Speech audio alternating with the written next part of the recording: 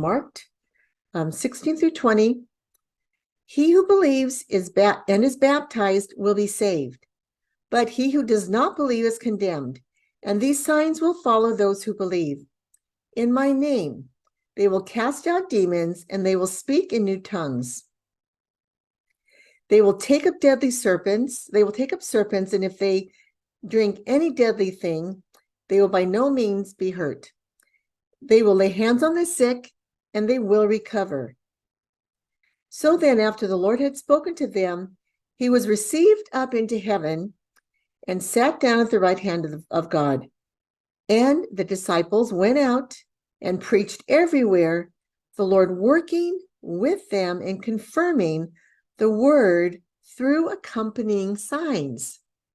Amen.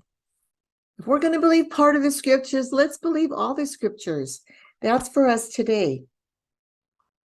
So I want to talk about when unbelief is present. So Matthew 17,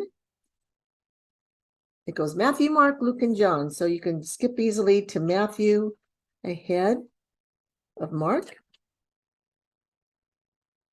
This one I didn't tab, or it fell out. Matthew 17, verses 14 through 20.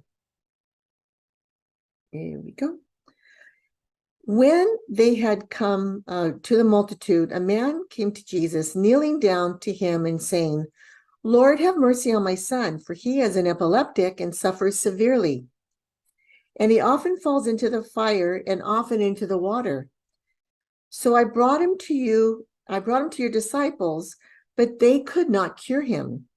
And Jesus answered and said, O faithless and perverse generation, how long will I be with you? How long shall I bear with you? Bring him here to me.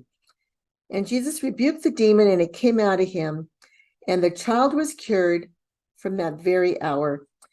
I listened to a preacher named Gary Cassie, and he talks about that element of surprise. If the disciples saw that element of surprise of a demon-possessed person withering and squirming on the ground, or any manifestation of a demon leaving, it probably sparked unbelief in them because it freaked him out.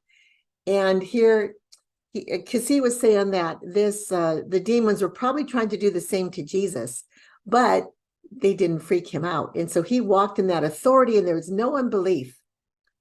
So that